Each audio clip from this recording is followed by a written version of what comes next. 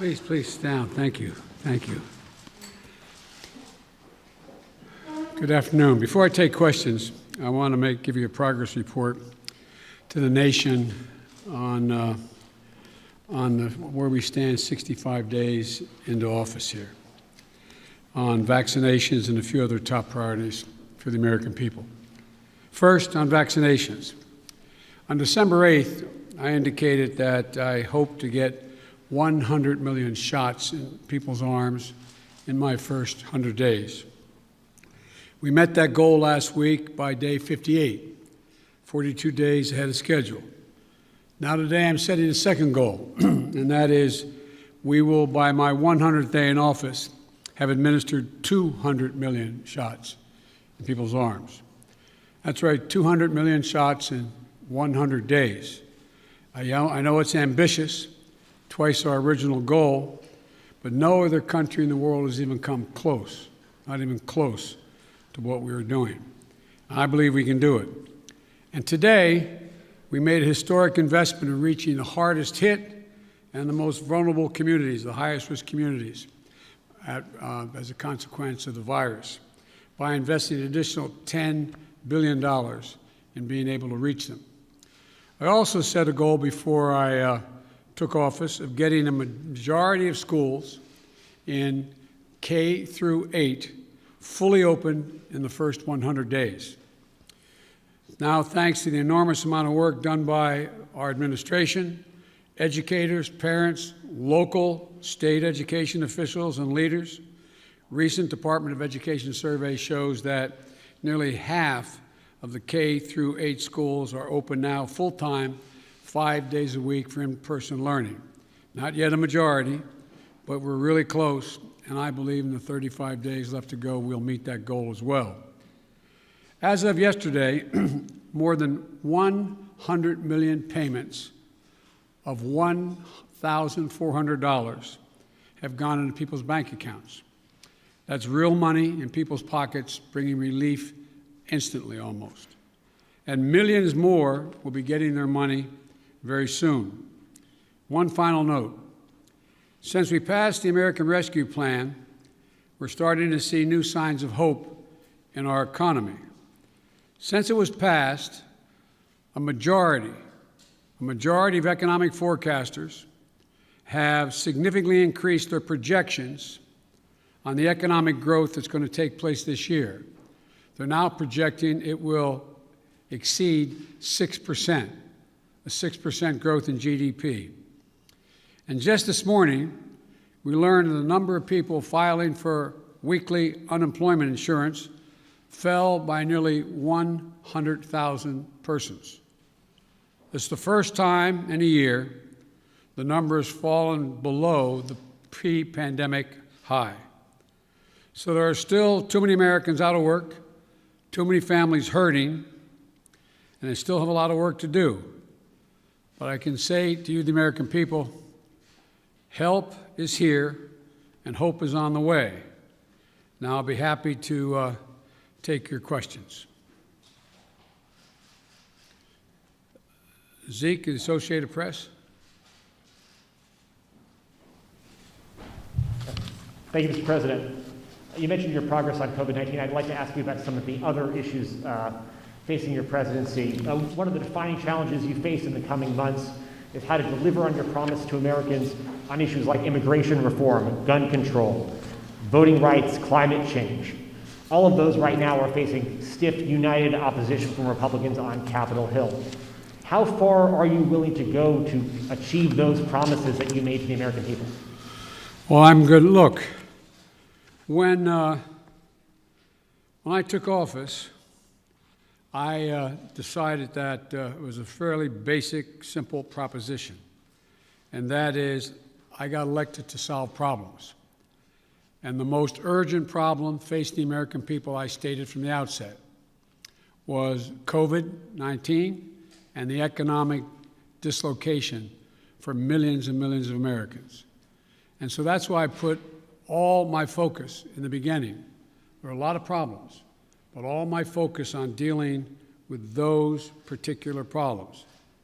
And the other problems we're talking about, from immigration to guns and the other things you mentioned are long-term problems. They've been around a long time.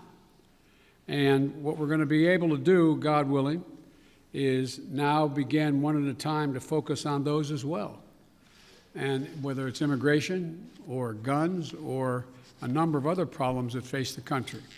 But the fundamental problem is getting people some peace of mind so they can go to bed at night and not stare at the ceiling wondering whether they lost their health insurance, whether they're going to lose a family member, whether they're going to be in a position where they're going to lose their home because they can't pay their mortgage, or the millions of people are going to get thrown out of their homes because of the inability to pay their rent. So we're going to move on these one at a time, try to do as many simultaneously as we can, but that's the reason why I focused as I have. And here's the deal.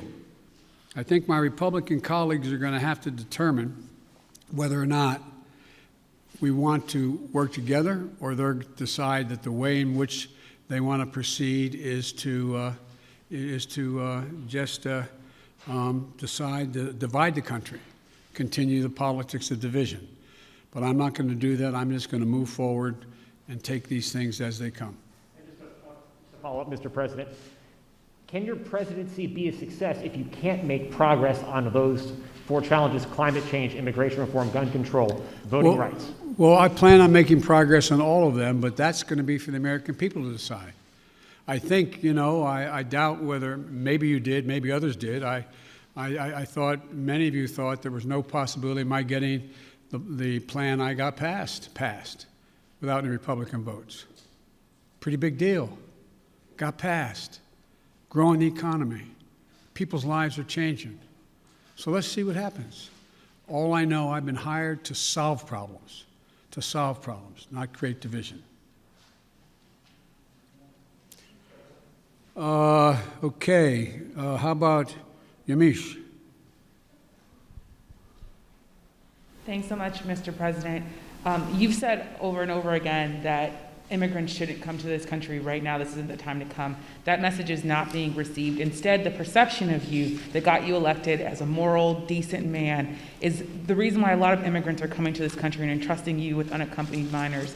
How do you resolve that tension? And how are you choosing which families can stay and which can go, given the fact that even though with Title 42, there are some families that are staying? And is there a timeline for when we won't be seeing these overcrowded facilities run by CPB when it comes to unaccompanied minors? Well, look, I guess I should be flattered. People are coming because I'm the nice guy. That's the reason why it's happening. That I'm a decent man, or however it's phrased. That's why they're coming, because Biden's a good guy. Truth of the matter is, nothing has changed. As many people came, 28% increase in children to the border in my administration, 31% in the last year in 2019, before the pandemic, in the Trump administration. It happens every single solitary year. There is a significant increase in the number of people coming to the border in the winter months of January, February, March. It happens every year. In addition to that, there is and by the way, does anybody suggest that there was a 31% increase under Trump because he was a nice guy and he was doing good things at the border? That's not the reason they're coming. The reason they're coming is that it's the time they can travel with the least likelihood of dying on the way because of the heat in the desert, number one. Number two, they're coming because of the circumstances in country. The way to deal with this problem, and I started to deal with it back when I was a United States Vice President, putting together a bipartisan plan of over $700 million to do with the root causes of why people are leaving. What did Trump do? He eliminated that funding. He didn't use it. He didn't do it. And in addition to that, what he did, he dismantled all the elements that exist to deal with what had been a problem and has been continued to be a problem for a long time. He, in fact, shut down the number of beds available. He did not fund HHS to get people, to get the children out of those Border Patrol facilities where they should not be and not supposed to be more than a few days, a little while. But he dismantled all of that. And so what we're doing now is attempting to rebuild the system that can accommodate what is happening today.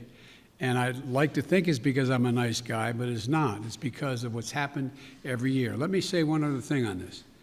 If you take a look at the number of people who are coming, the vast majority, the overwhelming majority of people coming to the border and crossing are being sent back, Thousands, tens of thousands of people who are over 18 years of age and single people, one at a time coming, have been sent back, sent home. We're sending back the vast majority of the families that are coming. We're trying to work out now with Mexico their willingness to take more of those families back. But that's what's happening. They're not getting across the border. And those who are coming across the border who are unaccompanied children, we're moving rapidly to try to put in place what was dismantled, as I said. For example, of all the children who are coming across the border, over 70% are either 16 or 17 years old. We're not talking about people ripping babies from mothers' arms or little 3-year-olds standing on the border. Less than, I think it's 1.5% fall in the category of the very young. So what we're doing is we're providing for the space, again, to be able to get these kids out of the Border Patrol facilities, which no child, no one should be in any longer than 72 hours. And today, I went to, for example, I used all the resources available to me, went to the Defense Department, and the Secretary of Defense has just made available Fort Bliss, 5,000 beds, be immediately available, 5,000 beds in the Texas border. So we're building back up the capacity that should have been maintained and built upon, that Trump dismantled. It's going to take time. And the other thing we're doing, I might add, am I giving you too long an answer? Because if you don't want the detail. No, but I mean, I don't know how much detail you want about immigration. Maybe I'll stop there and finish. My follow-up question is, one, if you could talk a little bit about which families, why they're being allowed to stay, what the families that are being allowed to stay, why they're being allowed to stay. And in addition to that, when it comes to the filibuster, which is what Zeke was asking about, there's immigration is a big issue, of course, when it related to the filibuster, but there's also Republicans who are passing bill after bill trying to restrict voting rights. Chuck Schumer is calling it an existential threat to democracy. Why not back a filibuster rule that at least gets around issues including voting rights or immigration? Jim Clyburn, someone, of course, who you know very well, has backed the idea of a filibuster rule when it comes to civil rights and voting rights. Well, look, I'm going to deal with all of those problems. The question is the priorities as they come and land on my plate. Let's go to the first question you asked, the first of the second questions you asked, and that is, what about dealing with families? Why are not some not going back? Because Mexico is refusing to take them back. They're saying they won't take them back, not all of them. We're in negotiations with the President of Mexico. I think we're going to see that change. They should all be going back, all be going back. The only people we're not going to let sitting there on the other side of the Rio Grande by themselves with no help are children. And what we're doing there, and it's an important point to understand. I know you understand it. I don't mean to say it that way. An important point to focus on. The vast majority of people under the age of 18 come to the United States come with a telephone number on a wristband, or come with a telephone number in their pocket in the United States. A mother, a father, a close relative, a grandmama or grandpa. What was happening before is it's taking literally weeks and weeks and maybe even months before anybody pick up the phone and call to see if there really was someone there. Well, we've set up a system now where within 24 hours there's a phone call made as that child crosses the border. And then a verification system being put in place as of today to determine quickly whether or not that is a trafficker being called or that is actually a mom, a dad, and/or a close relative. They're establishing that right off the bat. If it in fact is mom or dad, dad says, to take the extreme case, I got a birth certificate. Then guess what? We're getting that kid directly to that parent immediately. And so that's going to reduce significantly. There's two ways to reduce child populations in circumstances that are not acceptable, like being held at a Border Patrol station. One is to get them to the place where they have a relative and set a date as to when a hearing can be held. The second way to do it is put them in a Health and Human Services facility that we're occupying now, both licensed beds around the country that exist, as well as, for example, federal resources like Fort Bliss, to get them safely in a place where they can be taken care of while their fate is determined. Filibuster. Filibuster. You know, with regard to the filibuster, I believe we should go back to a position of the filibuster that existed just when I came to the United States Senate 120 years ago. And that is that it used to be required for the filibuster, and I had a card on this. I was going to give you the statistics, but you probably know them, that it used to be that from between 1917 and 1971, the filibuster existed. There were a total of 58 motions to break a filibuster that whole time. Last year alone, there were 5 times that many. So it's being abused in a gigantic way. And for example, it used to be you had to stand there and talk and talk and talk and talk until you collapsed. And guess what? People got tired of talking and tired of collapsing. Filibusters broke down, and we were able to break the filibuster, get a quorum, and vote. So I strongly support moving in that direction, in addition to having an open mind about dealing with certain things that are just elemental to the functioning of our democracy, like the right to vote, like the basic right to vote. We've amended the filibuster in the past. But here's the deal. As you observed, I'm a fairly practical guy. I want to get things done. I want to get them done consistent with what we promised the American people. And in order to do that, in a 50-50 Senate, we've got to get to the place where I get 50 votes so that the Vice President of the United States can break the tie, or I get 51 votes without her. And so I'm going to say something outrageous. I have never been particularly poor at calculating how to get things done in the United States Senate. So the best way to get something done, if it holds near and dear to you that you like to be able to, anyway, we're going to get a lot done. And if we have to, if there's complete lockdown and chaos as a consequence of the filibuster, then we'll have to go beyond what I'm talking about. Okay, hang on. Sorry. Oh, Ms. Kim. Thank you, Mr. President. To follow up on the filibuster, so do you believe it should take 60 votes to end a filibuster on legislation or 51? If we could end it with 51, we would have no problem. You're going to have to, the existing rule, it's going to be hard to get a parliamentary ruling that allows 50 votes to end the filibuster, the existence of a filibuster.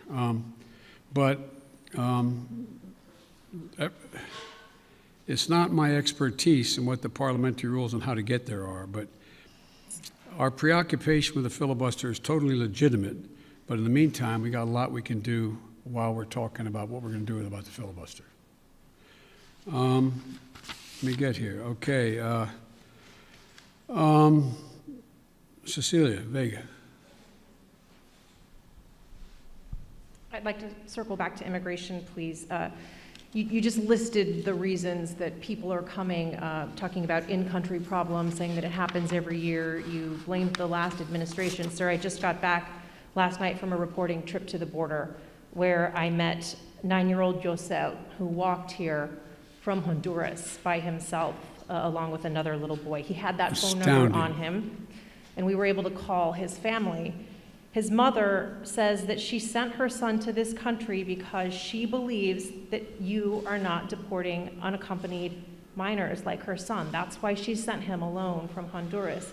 So, sir, you blame the last administration, but is your messaging in saying that these children are and will be allowed to stay in this country and work their way through this process, encouraging families like Josel's to come? Well, look,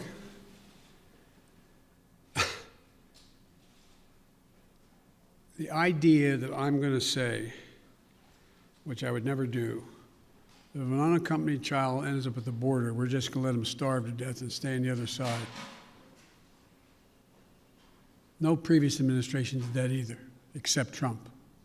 I'm not going to do it. I'm not going to do it.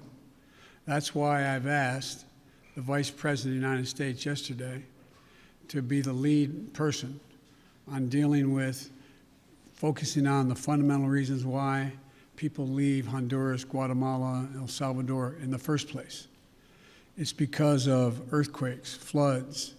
It's because of lack of food. It's because of gang violence. It's because of a whole range of things that when I was vice president and had the same obligation to deal with unaccompanied children, I was able to get it slowed up significantly by working with the heads of state of those communities to do things like in one of the major cities, the reason people were leaving is they couldn't walk in the street because their kids were getting beat up or shot or gang violence.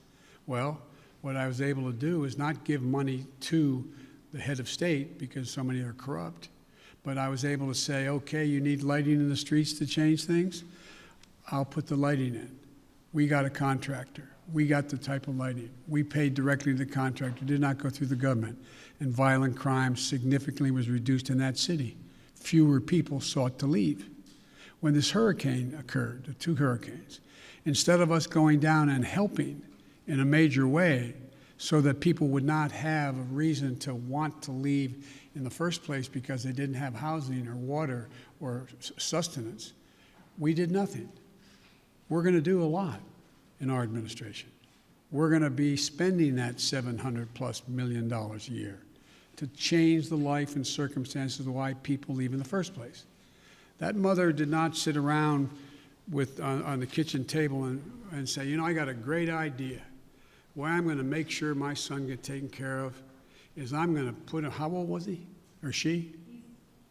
He's 9. I also met a 10-year-old. A 9-year-old. I'm going to send him on a 1,000-mile journey across the desert and up to the United States because I know Joe Biden's a nice guy and he'll take care of him. What a desperate act to have to take. The circumstances must be horrible. So we can do something about that. That's what the vice president's going to be doing. What I did when President Obama asked me to come and deal. I was in Turkey at the time. He said, you got to come home and take care of this. So we put together a plan, and it had an impact.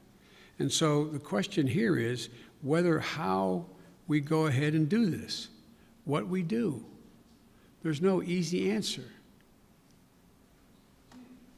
Quick follow, if I may. Do you want to see these unaccompanied minors staying in this country, or should they be deported eventually?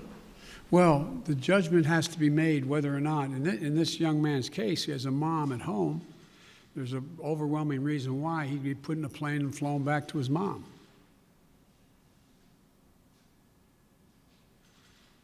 Follow, sir. You mentioned circumstances that must be horrific. The Customs and Border Protection Facility in Donna, Texas, I was there, is at 1,556% capacity right now with mostly unaccompanied minors. There are kids that are sleeping on floors. They are packed into these pods. I've spoken to lawyers who say that some of these children have not seen the sun in days. What's your reaction? What is your reaction to these images that have come out from that particular facility? Is what's happening inside acceptable to you? And when is this going to be fixed? That's a serious question, right? Is it acceptable to me? Come on. That's why we're going to be moving 1,000 of those kids out quickly. That's why I got Fort Bliss opened up. That's why I've been working from the moment this started to happen to try to find additional access for children to be able to safely, not just children, but particularly children, to be able to safely be housed while we follow through on the rest of what's happening. That is totally unacceptable.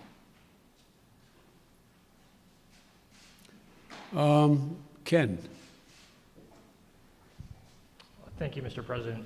I wanted to ask you about Afghanistan. You face a May 1st deadline for the withdrawal of U.S. troops from that country. As a candidate in foreign affairs, you wrote that it is past time to end these forever wars. Can you commit to the American people that by May 2nd, the U.S. will no longer have forces in Afghanistan? The answer is that it's going to be hard to meet the May 1 deadline. Just in terms of tactical reasons, it's hard to get those troops out. So what we've been doing, what I've been doing, and what Secretary Blinken has been doing, we've been meeting with our allies, those other nations that have NATO allies who have troops in Afghanistan as well. And if we leave, we're going to do so in a safe and orderly way. We're in consultation, I say, with our allies and partners and how to proceed. And Secretary Blinken is meeting in Brussels this week with our NATO allies, particularly those who have forces there. And General Austin is just met with Kayani, and I'm waiting for the briefing on that. He is the leader, quote, in Afghanistan and Kabul. And there's a UN-led process that's beginning shortly on how to mechanically get people, how to end this war. But it is not my intention to stay there for a long time. But the question is, how and in what circumstances do we meet that agreement that was made by President Trump to leave under a deal that looks like it's not being able to be worked out to begin with? How's that done? But we are not staying a long time.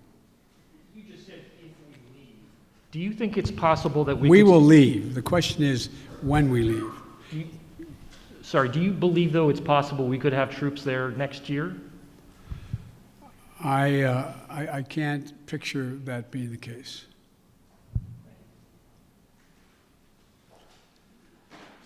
Okay, Kristen.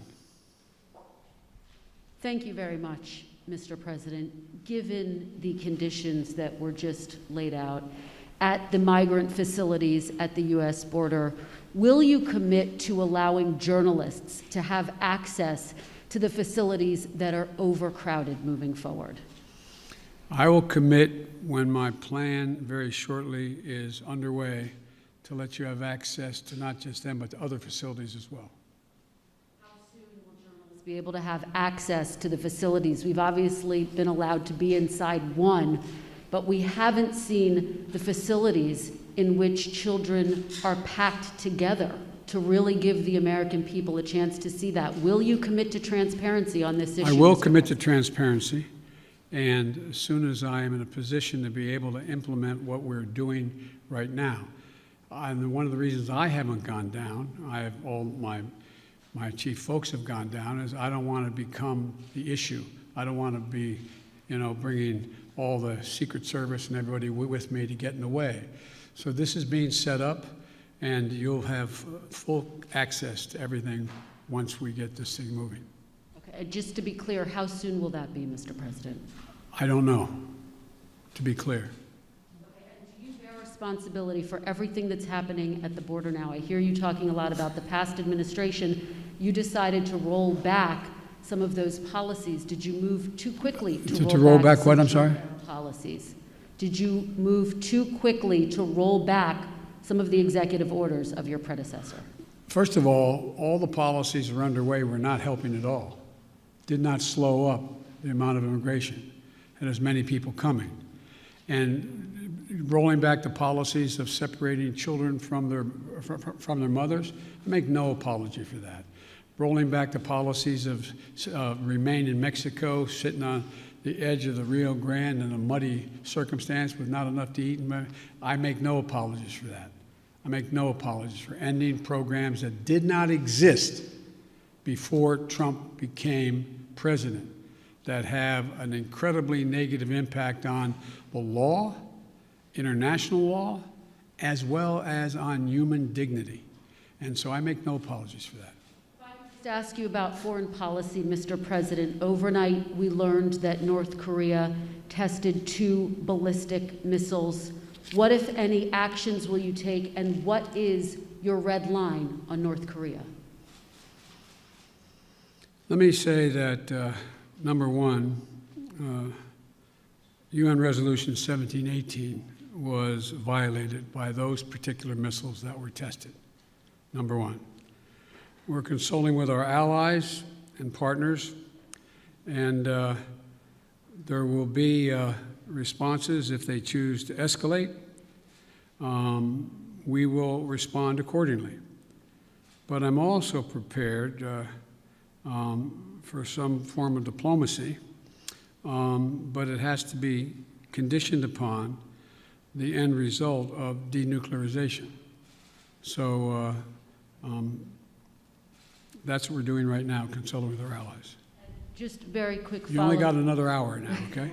Diplomacy, can you define what you mean? And former President Obama warned the incoming President Trump that North Korea was the top foreign policy issue that he was watching. Is that how you assess the crisis in North Korea? Yes. Okay, hang on a second here. Kristen, Nancy, CBS. Thank you very much, Mr. President. I want to go back to voting rights. And as Yamiche mentioned, Republican legislatures across the country are working to pass bills that would restrict voting, particularly Democrats fear impacting minority voters and young voters, the very people who helped to get you elected in November. Are you worried that if you don't manage to pass voting rights legislation, that your party is going to lose seats and possibly lose control of the House and the Senate in 2022? What I'm worried about is how un-American this whole initiative is.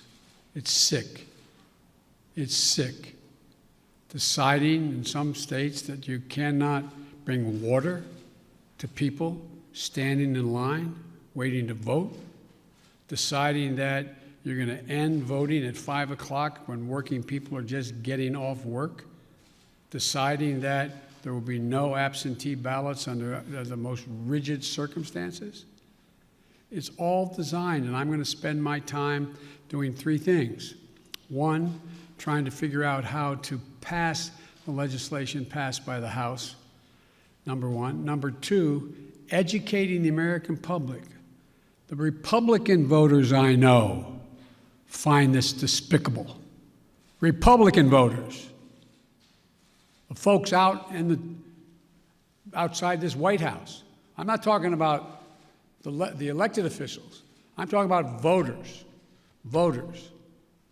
And so I'm convinced that we'll be able to stop this because it is the most pernicious thing. This makes Jim Crow look like Jim Eagle. I mean, this is gigantic, what they're trying to do. And it cannot be sustained. And do everything in my power, along with my friends in the House and the Senate, to keep that from becoming the law. Is there anything else you can do about it besides passing legislation? The answer is yes, but I'm not going to lay out a strategy in front of the whole world and you now.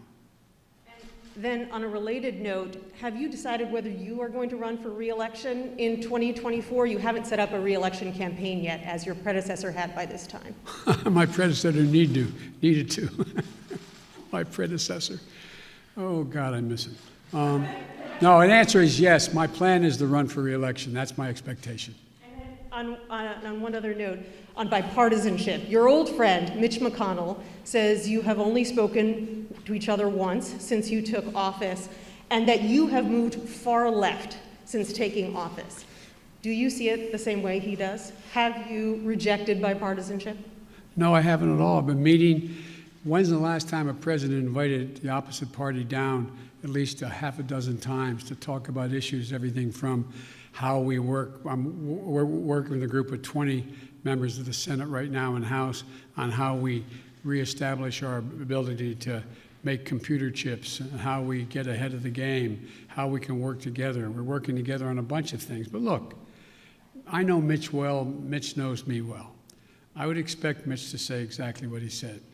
But this is a matter of making sure that I would like elected Republican support. But what I know I have now is I have electoral support from Republican voters. Republican voters agree with what I'm doing. And so unless Mitch says the last thing I did, this last piece of legislation, is so far left, well, then he ought to take a look at his party.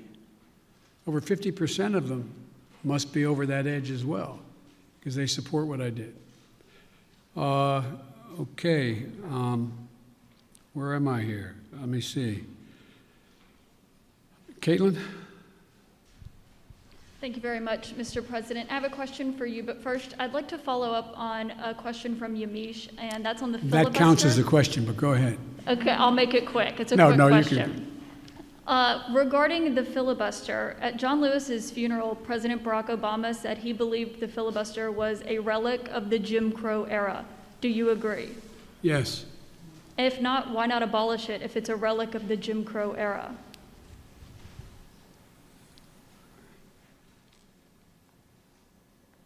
Successful electoral politics is the art of the possible. Let's figure out how we can get this done and move in the direction of significantly changing the abuse of even the filibuster rule first. It's been abused from the time it came into being by an extreme way in the last 20 years. Let's deal with the abuse first. It sounds like you're moving closer to eliminating the filibuster. Is that correct? I answered your question. You also just made some news by saying that you are going to run for re-election. I said that is my expectation. So is that a yes, that you are running for re-election? Look, I don't know where you guys come from, man. I've never been able to travel. I'm a great respecter of fate. I've never been able to plan 3.5 years ahead for certain. And if you do run, will Vice President Harris be on your ticket? I would fully expect that to be the case. She's doing a great job. She's a great partner. She's a great partner. And do you believe you'll be running against former President Trump? Oh, come on. I don't even think about it. I have no idea. I have no idea whether there'll be a Republican Party. Do you? I know you don't have to answer my question, but I mean, do you? I mean, look, this is the way I view things. I become a great respecter of fate in my life. I set a goal of that's in front of me to get things done for the people I care most about, which are hard-working, decent American people who are really having it stuck to them. I want to change the paradigm. I want to change the paradigm. We start to reward work, not just wealth. I want to change the paradigm. If you notice, didn't you find it kind of interesting that my Republican friends were worried about that the cost and the taxes that had to be had, if there is any tax to be had as they talk about it, in dealing with the act that we just passed, which puts money in people's pockets, ordinary people? Do you hear them complain when they passed close to $2 trillion Trump tax cut, 83% going to the top 1%? Do you hear them talk about that at all? I love the fact that they found this whole idea of concern about the federal budget. It's kind of amazing. When the federal budget is saving people's lives, they don't think it's such a good idea. When the federal budget is feathering the nest of the wealthiest Americans, 90 of the Fortune 500 companies making billions of dollars, not paying a cent in taxes, reducing taxes to the point that people who are making, if you're a husband and wife, a school teacher, and a cop, you're paying at a higher rate than the average person making $1 billion a year is. Something's wrong. Their newfound concern. I'm concerned. Look, I meant what I said when I ran, and a lot of you still think I'm wrong, and I respect that. I said I'm running for 3 reasons. to restore the soul, dignity, honor, honesty, transparency to the American political system. 2, to rebuild the backbone of this country, the middle class, hardworking people and people struggling to get in the middle class. They built America, and unions built them. The third reason I said I was running was to unite the country. And generically speaking, all of you said, no, you can't do that.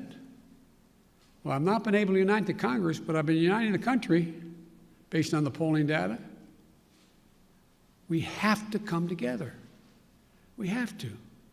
So from my perspective, you know, it's, to me, it's about just, you know, getting out there, putting one foot in front of the other, and just trying to make things better for people.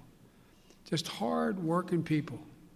People get up every morning and just want to figure out how to put food on the table for their kids, be able to have a little bit of breathing room, being able to have, make sure that they go to bed not staring to the ceiling like my dad did, wondering whether, since he didn't have health insurance, what happens if mom gets sick or he got sick. These are basic things. Basic things. And I'm of the view that the vast majority of people, including registered Republicans by and large, share that same view, that same sense of what is, you know, what's appropriate. Justin Sink, Bloomberg. Thanks, Mr. President. I wanted to ask about your relationship with China now that you've been in office for a couple months. There's obviously the meeting in Alaska that was a little theatrical, and there's the continued human rights abuses. So today, I'm wondering, are you more likely than you were when you came into office to maintain tariffs on China? Are you considering banning imports of forced labor products? And would you consider cutting off U.S. investment or Chinese access to international payment systems? Well, look, they're each specifically legitimate questions, but they only touch a smidgen of what the relationship with China really is about. I've known Xi Jinping for a long time. Allegedly, by the time I left office as vice president, I had spent more time with Xi Jinping than any world leader had, because President Obama and the Chinese President Hu decided we should get to know one another, since it was inappropriate for the President of the United States to spend time with the Vice President of another country. But it was obvious he was going to become the new leader of China. So I spent hours upon hours with him alone with an interpreter, my interpreter and his, going into great detail. He's very, very straightforward. Doesn't have a democratic with a small d bone in his body, but he's a smart guy. He's one of the guys like Putin who thinks that autocracy is the wave of the future. Democracy can't function in an ever complex world. So when I was elected and he called to congratulate me, I think to the surprise of the China experts who were his people on the call as well as mine listening, we had a 2-hour conversation for 2 hours. And we made several things clear to one another. I made it clear to him again, what I've told him in person on several occasions, that we're not looking for confrontation, although we know there will be steep competition. 2, that we'll have strong competition, but we'll insist that China play by the international rules. Fair competition, fair practices, fair trade. Thirdly, in order to compete effectively, I indicated that we're going to deal with China effectively. And we're going to need 3 things to do that, telling our people. First, we're going to invest in American workers and American science. I said that all through the campaign. I say it again, and I'm setting up my administration to be able to do that, which is that, you know, back in the 60s, we used to invest a little over 2% of our entire GDP in pure research and investment in science. Today, it's 0.7%. I'm going to change that. We're going to change that. The future lies in who can, in fact, own the future as it relates to technology, quantum computing, a whole range of things, including in the medical fields. And so, what I'm going to do is make sure we invest closer to 2%. One of the reasons why I've set up the PAB, the President's Board with Scientists and the like, again, is we're going to invest in medical research, cancer, Alzheimer's, diabetes, the things, industries of the future, artificial intelligence, quantum computing, biotech, and we're going to make real investments. China is out investing us by a long shot because their plan is to own that future. The second thing we're going to do is we're going to reestablish our alliances, and I've been very clear with them. It's not anti-Chinese, and we've talked about it. I want to make sure that, for example, later today, after this, as a matter of fact, shortly after this, which is fine, we've been going close to an hour. I'm happy to go longer, but one of the things that I'm going to be doing, I'm going to be speaking with 27 heads of state in Europe.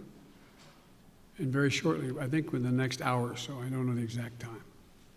And earlier this month, and apparently it got the Chinese attention, that's not why I did it, I met with our allies and how we're going to hold China accountable in the region. Australia, India, Japan, and the United States, the so-called Quad.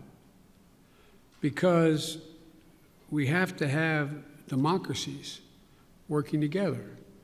Before too long, I'm going to invite an alliance of democracies to come here to discuss the future. And so we're going to make it clear that in order to deal with these things, we are going to hold China accountable to follow the rules. To follow the rules. Whether it relates to the South China Sea or the North China Sea or the agreement made on Taiwan or a whole range of other things. And the third thing, and the thing that I admire about dealing with Xi is he understands, he makes no pretense about not understanding what I'm saying any more than I do him. I pointed out to him, no leader can be sustained in his position or her position unless they represent the values of the country. And I said, Mr. President, as I've told you before, Americans value the notion of freedom. America values human rights. We don't always live up to our expectations, but it's a value system. We are founded on that principle. And as long as you and your country continues to so blatantly violate human rights, we are going to continue in an unrelenting way to call to the attention of the world and make it clear what's happening. And he understood that. I made it clear that no American president, at least one did, but no American president ever backed down from speaking out of what's happening in the Uyghurs, what's happening in Hong Kong, what's happening in country. That's who we are. The moment a president walks away from that, as the last one did, is the moment we begin to lose our legitimacy around the world. It's who we are. So I see stiff competition with China. China has an overall goal, and I don't criticize them for the goal, but they have an overall goal to become the leading country in the world, the wealthiest country in the world, and the most powerful country in the world. That's not going to happen on my watch, because the United States is going to continue to grow and expand. Sorry, just to follow up on the meeting of democracies, is that where you expect in a multilateral way to make these decisions about sanctions or No, that's not where I make the decision. That's where I make sure we're all on the same page. All on the same page. Look, I predict to you, your children or grandchildren are going to be doing their doctoral thesis on issue of who succeeded, autocracy or democracy. Because that is what is at stake. Not just with China. Look around the world. We're in the midst of a fourth industrial revolution of enormous consequence. Will there be middle class? How will people adjust to these significant changes in science and technology, the environment? How will they do that? And our democracy is equipped because all the people get to speak, to compete. It is clear, absolutely clear, and most of the scholars I dealt with at Penn agree with me around the country, that this is a battle between the utility of democracies in the 21st century and autocracies. If you notice, you don't have Russia talking about communism anymore. It's about an autocracy. Demand decisions made by a leader of a country. That's what's at stake here. We got to prove democracy works. Mr. President, sorry, I know you haven't had a chance to address the tragedies in Georgia and Colorado. You had said to stay tuned for actions that you might take on gun control. Wondering if you've made a decision either about sending the manufacturer liability bill that you had promised on day one to Capitol Hill, or executive actions like going after ghost guns or giving money to cities and states to battle gun control. All the above. It's a matter of timing. As you've all observed, successful presidents, better than me, have been successful in large part because they know how to time what they're doing, order it, decide in priorities what needs to be done. The next major initiative is, and I'll be announcing it Friday in Pittsburgh in detail, is to rebuild the infrastructure, both physical and technological infrastructure of this country, so that we can compete and create significant numbers of really good paying jobs. Really good paying jobs. And some of you who have been around long enough to know that used to be a great Republican goal and initiative. I still think the majority of the American people don't like the fact that we are now ranked, 85th in the world in infrastructure. I mean, look, the future rests on whether or not we have the best airports that can accommodate air travel, ports that you can get in and out of quickly so businesses decide. Some of you, if you're ever local reporters and you found your governor or mayor trying to attract business to your community, what's the first thing the business asked? What's the closest access to an interstate highway? How far am I from freight rail? Is the water available? Is enough water available for me to conduct my business? All the things that relate to infrastructure. We have somewhere, I asked the staff to write it down for me, and they did, not for this, but for a longer discussion. We have somewhere in terms of infrastructure, we rank 13th globally in infrastructure. China is investing 3 times more in infrastructure than the United States is. Bridges, more than 1/3 of our bridges, 231,000 of them, need repairs. Some are physical safety risks or preservation work. 1 in 5 miles of our highways and major roads are in poor condition. That's 186,000 miles of highway. Aviation, 20% of all flights weren't on time, resulting in 1.5 million hours lost in production. 6 to 10 million homes in America still have lead pipes servicing their water lines. We have over 100,000 wellheads that are not capped, leaking methane. What are we doing? And by the way, we can put as many pipe fitters and miners on us to work capping those wells at the same price that they would charge to dig those wells. So I just find it frustrating frustrating. You talk about, last point I'll make in the infrastructure, and I apologize for spending more time on it, but is that if you think about it,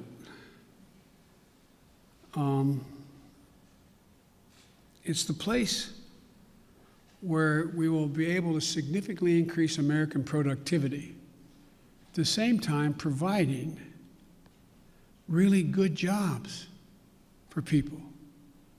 But we can't build back to what they used to be. We have to build, the global warming's already done significant damage. The roads that used to be above the water level didn't have to worry about where the drainage ditch was. Now you got to rebuild them 3 feet higher because it's not going to go back to what it was before. Only get worse unless we stop it.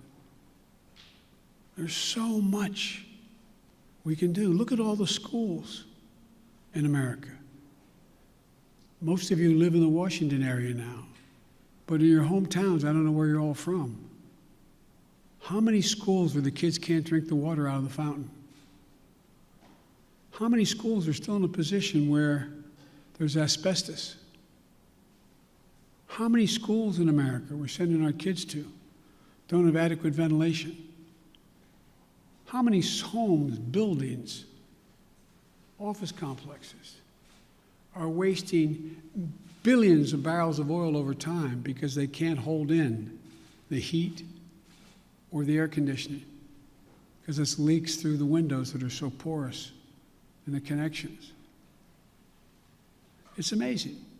So there's so much we can do that's good stuff, makes people healthier, and creates good jobs.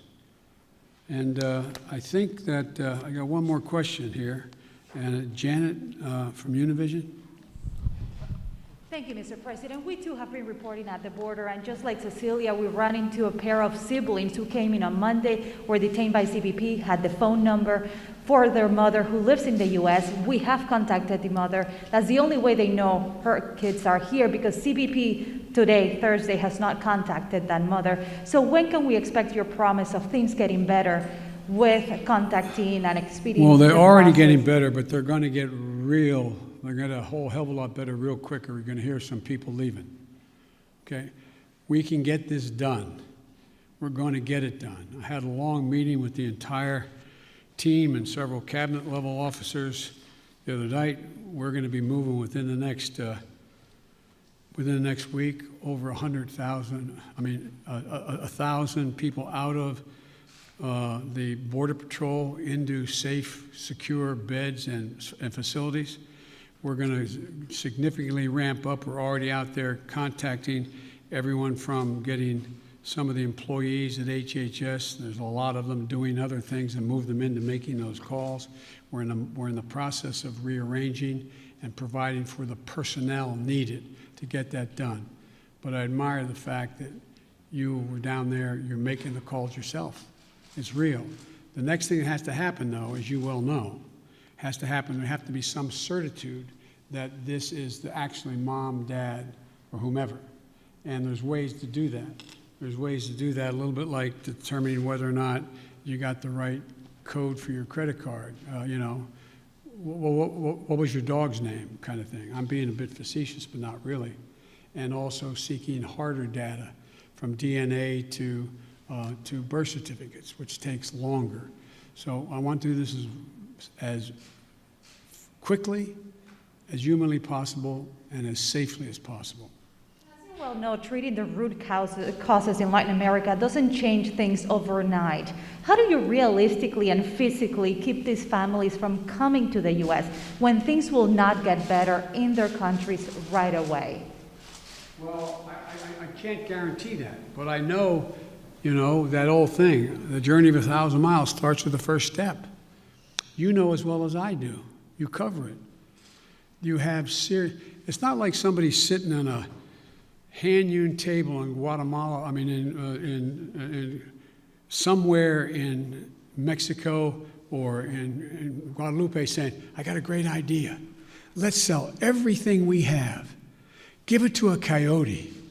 have them take our kids across the border into a desert where they don't speak the language. Won't that be fun? Let's go. That's not how it happens. People don't want to leave. When my great-grandfather got in a coffin ship in the Irish Sea, the expectation was he going to live long enough on that ship to get to the United States of America. But they left because of what the Brits had been doing. They were in real trouble. They didn't want to leave, but they had no choice. So I can't guarantee we're going to solve everything, but I can guarantee we can make everything better. We can make it better. We can change the lives of so many people. And the other thing I want to point out to you, and I hope you point out, I realize it's much more heart-wrenching, and it is, to deal with a 5 and 6 and 7-year-old. But you went down there and you saw the vast majority of these children, 70% are 16 years old, 17 years old, and mostly males. Doesn't make it good, bad, or indifferent, but the idea that we have tens of thousands of kids in these god-awful facilities that are really little babies crying all night, there's some, that's true. That's why we got to act. And yesterday, I asked my team, both the director of the 2 agencies as well as others, I asked them what would they in fact, and I asked their opinion because they're the experts, but I said, focus on the most vulnerable immediately. But there's no reason why in the next month as people cross the border, that phone call can't be made in the first 48 hours and begin. If I may ask one last question, have you had any talks with Senate Republicans who are threatening this administration with not considering the immigration legislation that was passed in the House until the situation at the border has been resolved? No, because I know they have to posture for a while. They sort of got to get it out of their system. This is